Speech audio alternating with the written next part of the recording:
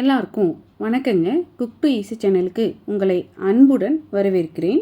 இன்றைக்கி நம்ம கம்பை வச்சு கம்பு சாதம் எப்படி பண்ணுறதுன்னு பார்க்க போகிறோங்க. ரொம்ப சுலபமாக குக்கர்லேயே பண்ணிடலாம். வாங்க இந்த கம்பு சாதம் செய்கிறதுக்கான ப்ராசஸ் என்னன்னு பார்த்துடலாம். கம்பு சாதம் செய்கிறதுக்கு நம்ம கம்பை ஒரு 20 நிமிஷம் போல் ஊற வச்சு எடுத்துக்கணும். அதுக்காக நான் ஒரு கப் அளவுள்ள கம்பை எடுத்து சுத்தம் பண்ணிவிட்டுங்க, கழுவி 15 நிமிஷம் போல் நான் ஊற வச்சு எடுத்திருக்கேன். கம்பு 15லேருந்து 20 நிமிஷம் போல் ஊறினாலே போதுமான அளவுங்க. இப்போ இந்த கம்பில் இருக்கக்கூடிய தண்ணியெல்லாம் வடிச்சிட்டு நம்ம மிக்சியில் போட்டு இதை கொரப்பாக அரைச்சி எடுத்துக்க போகிறோம். நம்ம எடுத்துருக்கக்கூடிய கம்போட தன்மையை பொறுத்து இதில் சேர்க்கக்கூடிய தண்ணியோட அளவு கூடவோ குறைச்சலோ ஆகலாங்க. இந்த கம்பு எல்லாத்தையும் தண்ணியை வடிச்சிட்டு நம்ம மிக்சியில் போட்டு நல்லா கொரப்பாக அரைச்சி எடுத்துகிட்டு வரணும். பாருங்கள், இந்த பதத்துக்கு நம்ம அரைச்சி எடுத்துக்கிட்டாலே போதுமான அளவு. கம்பு அரைக்கும் போதே நல்ல கமகமன் வாசனையாக இருக்குங்க. வாங்க இந்த கம்பு சாதம் எப்படி பண்ணலான்னு பார்க்கலாம். நம்ம எடுத்துக்கிட்ட கம்போட அளவு 1 கப்புங்க. நான் இங்கே 3/4 கப் அளவுக்கு தண்ணி எடுத்திருக்கேன். இந்த கம்புடைய தன்மையை பொறுத்து தண்ணி கூடவோ குறையவோ ஆகும். நம்ம எடுத்துருக்கக்கூடிய இந்த தண்ணி நல்லா கொதிச்சு வரும் பொழுது நம்ம ரெடி பண்ணி வச்சுருக்கக்கூடிய இந்த கம்பை இதில் போட்டு கலந்துக்க போகிறோங்க. தண்ணி நமக்கு நல்லா காஞ்சு கீழே பபிள்ஸ் வர ஆரம்பிச்சிருச்சுங்க. இப்போ இந்த ஸ்டேஜில் நம்ம அரைச்சி ரெடியாக வச்சுருக்கக்கூடிய இந்த கம்பை இந்த தண்ணியில் சேர்த்துட்டு அடுப்பை மீடியம் ஃப்ளேமில் வச்சு நம்ம கிளற ஆரம்பிக்கணுங்க. ஒரு 1லேருந்து 2 நிமிஷம் போல் இது மாதிரி நம்ம கிளறிக்கணும்.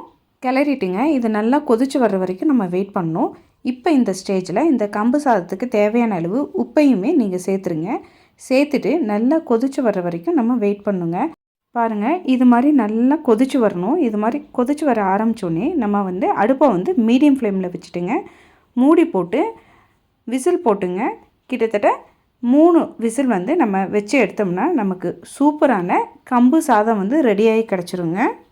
கம்பு சாதம் நமக்கு வெந்து வர்றதுக்குள்ளேங்க இந்த கம்பு சாதத்துக்கு தேவையான ஒரு சட்னி நம்ம ரெடி பண்ணிக்க போகிறோம். இன்றைக்கி நல்ல காரசாரமான நிலக்கடலை பருப்பு சட்னி தான் அரைக்க போகிறோங்க. அடுப்பில் ஒரு கடாய் வச்சுட்டு 1 டீஸ்பூன் அளவுக்கு எண்ணெய் விட்டுக்குங்க. எண்ணெய் நல்லா காஞ்சதுக்கப்புறமா 1/3 கப்பு நிலக்கடலை சேர்த்துக்க போகிறோங்க. நிலக்கடலையை சேர்த்து நல்லா நம்ம வறுத்துக்க போகிறோம். இந்த நிலக்கடலையோடையே நம்மளுடைய காரத்துக்கு தகுந்த மாதிரி வரமிளகாய் சேர்த்துக்கிறோங்க. நான் இங்கே 5 வரமிளகாய் சேர்த்துருக்கேன். இந்த வரமிளகாயோட ஒரு சின்ன துண்டு புளி சேர்த்துருக்கேங்க. இதையும் போட்டு நல்லா நம்ம ஃப்ரை பண்ணி எடுத்துக்கணும். இந்த சட்னி செய்கிறது ரொம்பவுமே சுலபங்க. அவ்வளோதான். நிலக்கடலை பருப்பு, வரமிளகாய், புளி இது எல்லாம் நல்லா ஃப்ரை பண்ணி கூல்டவுன் ஆனதுக்கப்புறமாங்க இதை ஒரு மிக்சிக்கு மாற்றிக்கிங்க. இது மாதிரி மாற்றினதுக்கப்புறமா இந்த சட்னிக்கு தேவையான அளவு உப்பு சேர்த்துக்குங்க. இது கூடவே நல்லா 10 பல் பூண்டு நம்ம சேர்த்துக்கணுங்க. இங்கே எனக்கு பூண்டு ரொம்ப சின்னதாக இருக்கிறதுனால ஒரு 25 பல்லுக்கிட்ட நான் பூண்டு சேர்த்துக்கிறேன். பெரிய பல் பூண்டாக இருந்தால் 10 பல் பூண்டு இருந்தாலே சரியானது. இதை நம்ம நல்லா நைஸாக அரைச்சி எடுத்துக்க போகிறோங்க. இது மாதிரி அரைச்சி எடுத்துகிட்டு வந்தோம்னா சூப்பரான சட்னி நமக்கு ரெடி. அவ்வளோதாங்க. இந்த சட்னிக்கு ஒரு சின்ன தாளிப்பு மட்டும் நம்ம சேர்த்துக்கிட்டோம்னா அருமையான நிலக்கடலை பருப்பு சட்னி கம்பு சாதத்துக்கு ரெடிங்க. குக்கர் நல்லா விசில் இறங்கினதுக்கப்புறம் ஓப்பன் பண்ணி பார்த்தோம்னா நமக்கு கம்பு சாதம் நல்லா வெந்து கமகமன் ரெடியாக இருக்குங்க. இப்போ கம்பு சாதம் கொஞ்சம் தண்ணியாக இருக்க மாதிரி தான் இருக்கும். நீங்கள் நல்லா கலந்து விட்டுட்டு இதை கம்ப்ளீட்டாக ஆற வச்சு எடுத்துக்கிட்டிங்கன்னா உங்களுக்கு கம்பு சாதம் கரெக்டாக நமக்கு பதமாக கிடச்சிருக்குங்க. நான் இங்கே இந்த கம்பு சாதத்தை 2 விதமாக சாப்பிட்றதுக்கு காமிக்கிறேங்க. ஒன்று, நல்லா இந்த சூடான கம்பு சாதத்தோட நீங்கள் காரசாரமான குழம்போ இல்லாட்டி காரசாரமான சட்னியும் வச்சு சாப்பிட்டிங்கன்னா அருமையாக இருக்கும். இன்னொன்று, இந்த கம்பு சாதத்தை மொத்தமாக நம்ம ஆற வச்சுட்டுங்க இதை தண்ணியில் போட்டு வச்சுருந்து அதுக்கப்புறமா தயிர் சேர்த்து நம்ம சின்ன வெங்காயம் பச்சை மிளகாயோடு சாப்பிட்டோம்னா அந்த டேஸ்ட் இன்னுமே டிஃப்ரெண்ட்டாக இருக்கும். இப்போ இந்த கம்பு சாதத்தை நல்லா கிளறி விட்டுட்டுங்க ஒரு 10லேருந்து 15 நிமிஷம் போல் மூடி போட்டு மூடி வச்சுருங்க. நமக்கு கம்பு சாதம் ஆறி வந்துருச்சுன்னா சாதம் சூப்பராக ரெடி ஆயிரும். நம்ம ரெடி பண்ண இந்த கம்பு சாதத்தை நெக்ஸ்ட் டேக்கு எப்படி ஸ்டோர் பண்ணுறதுன்னு பார்க்க போகிறோங்க. நம்ம ரெடி பண்ணி வச்சுருக்கக்கூடிய இந்த கம்பு சாதத்தைங்க நம்ம தண்ணியில் பால்ஸாக போட்டு வச்சு நம்ம வச்சுருந்தோம்னா நம்ம நெக்ஸ்ட் டேவுக்கு இதை சாப்பிட்டுக்கலாம். அதுக்காக நான் என்ன பண்ணியிருக்கேன்னா இங்கே ஒரு சின்ன கிண்ணி எடுத்திருக்கேங்க. இந்த கிண்ணியை நல்லா தண்ணியில் கழுவி எடுத்துகிட்டு வந்திருக்கேன். ஈரப்பதத்தோடு இருக்கக்கூடிய இந்த கிண்ணிலங்க நமக்கு தேவையான அளவு கம்பு சாதத்தை போட்டுங்க. இதை நீங்கள் அப்படியே பவுலில் இருக்கக்கூடிய தண்ணியில் கவுத்துடணும். இது மாதிரி கவுத்துட்டு ஒரு 2 செகண்ட் அதுக்கு ரெஸ்டிங் டைம் கொடுத்துட்டு எடுத்துட்டிங்கன்னா அழகாக உங்களுக்கு பால் வந்துருங்க.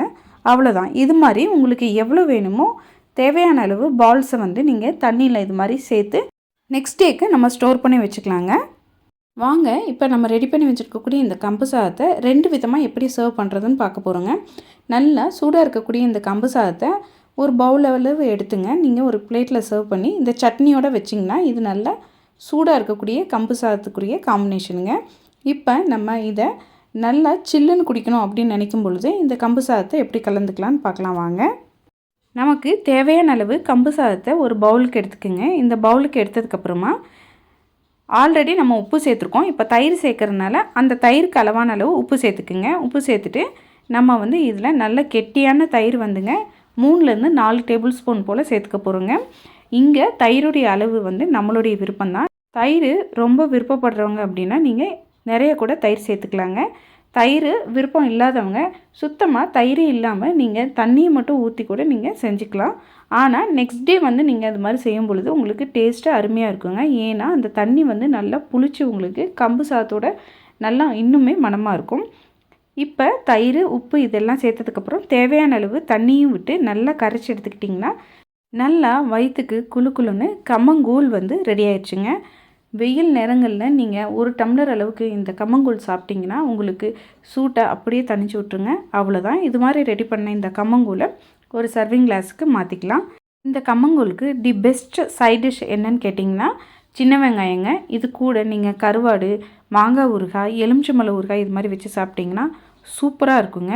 இன்றைக்கி நம்ம 1 கப் அளவு கம்பில் கம்பு சாதம் எப்படி ரெடி பண்ணுறது, அதை வச்சு கம்மங்கூழ் எப்படி ரெடி பண்ணுறதுன்னு பார்த்தோங்க.